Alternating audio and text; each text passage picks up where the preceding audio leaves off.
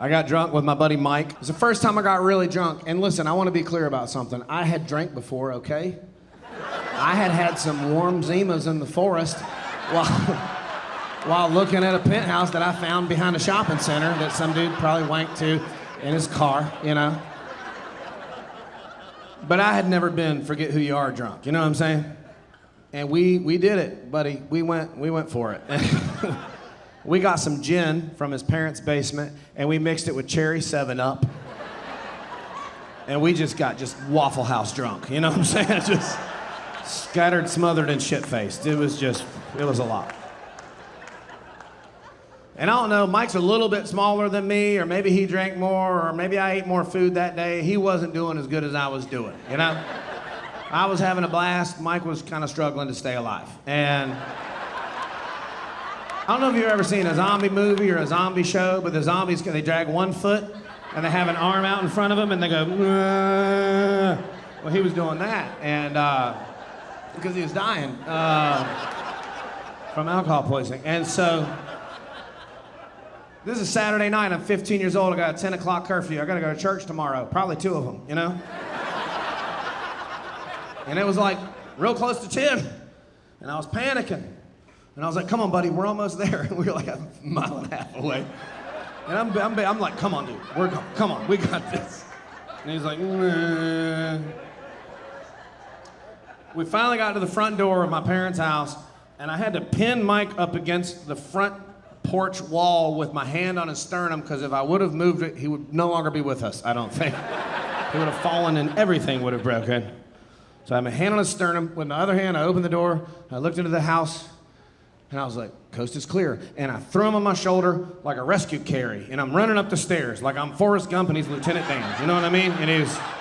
But he was heavier because he had legs, and so I was like running down the, and that's not an ableist joke, because that's an actor. His name's Gary Sinise. He's fine, his legs are fine, he lives in a castle. So I get to the end of the room, and I throw him down on my Mario Brothers beanbag chair.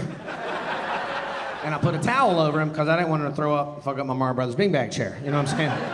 Super cool chair, still got it. And it's in my van. And so I was like, hey, bro, are you good? Everything good? Do you feel okay? And he was like, what did he say? He was like, he goes, nah. And I was like, all right, I'll be right back. Don't throw up, you know? And so I go into the bathroom. I'm like, I gotta go talk to my parents, right? So I go to the bathroom, and I'm like splashing water on my face. And I'm like, they're not gonna know. I'm fine. They're not gonna know. I don't even know, you know? I brushed my teeth twice. I was putting in eye drops and shit. I sprayed cologne all over myself, and this was 1995, so it was probably like Joop or some shit. Cool water, you know? Some of y'all just got really nostalgic. Some of y'all are like, ooh, Joop. I have good news for you. If you like Joop, you can get a gallon of that at Ross Dress for less for $8. You can smell like 1995 for the rest of your life. But I got tight. I was like, I'm good. I smell good. My eyes are good. Brush my teeth twice. Wash my face. I'm good. I'm just going to go in there. I'm going to keep it tight. I'm going to keep it simple. Silky smooth. Smooth as ice. And I just walked up to the living room, and I went in there so smooth. I was just like, hey, Mom and Dad, you guys watching TV? I also like TV sometimes, probably not tonight. I'll just see you tomorrow. I can't wait to go to church.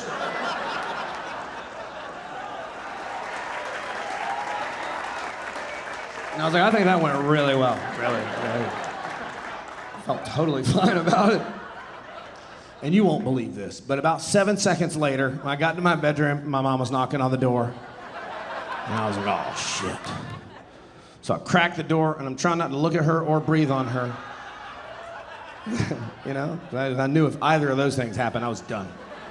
And I was like, hey, Mom, everything's fine in here, just normal and stuff. Can't wait to go to church tomorrow. Mike's just very sleepy. Long day. A lot of studying. And she goes, your sister's on the phone. And I didn't know it, but they had been talking to my sister in the living room when I went in there, and I didn't notice because I was hammered. And so I was like, okay, I'll just talk to you later. So I grabbed the phone, and I go, Jada. And so I should back up. My sister's 11 years older than me because my parents are pro-life. And so thank goodness, I guess, you know. Good that there's some of you. I was a surprise and mistake. And so she hands me the phone and I go, Jada, hey. And she goes, Mom and Dad think you're on drugs. And I was like, well, I'm not yet, you know. This time next year for sure.